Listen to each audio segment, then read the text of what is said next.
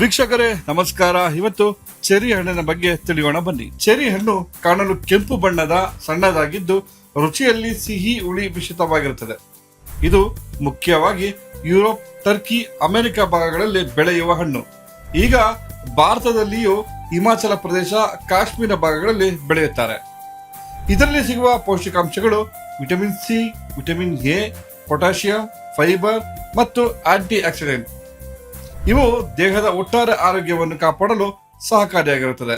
ಇದರ ಆರೋಗ್ಯ ಲಾಭಗಳೆಂದರೆ ರಕ್ತ ಶುದ್ಧೀಕರಣ, ನಿದ್ರೆ ಸಮಸ್ಯೆಗೆ ಪರಿಹಾರ, ಹೃದಯ ಆರೋಗ್ಯ ಸಮಸ್ಯೆಯ ಕಾರ್ಯವನ್ನು ಉತ್ತಮಗೊಳಿಸುವಂಥದ್ದು, ಸಂಧಿ ನೋವು ಕಡಿಮೆ ಮಾಡುವಂಥದ್ದು ಮತ್ತು ಚರ್ಮದ ಕಾಂತಿಯನ್ನ ಹೆಚ್ಚಿಸುತ್ತದೆ.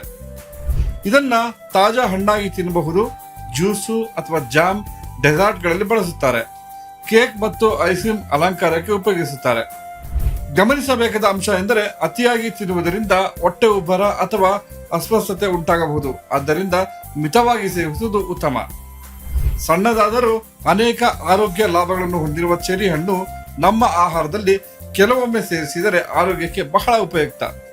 ಇಂಥ ಇನ್ನಷ್ಟು ಹಣ್ಣುಗಳ ಮಾಹಿತಿಗಾಗಿ ನಮ್ಮ ಸುದ್ದಿ ವಿಚಾರವನ್ನ ಸಬ್ಸ್ಕ್ರೈಬ್ ಮಾಡಿ. ಧನ್ಯವಾದಗಳು. ಬನ್ನಿ ಬದಲಾಗೋಣ, ಔಷಧಿ ಗಿಡಗಳನ್ನು ಹೆಚ್ಚಾಗಿ ಬಳಸೋಣ.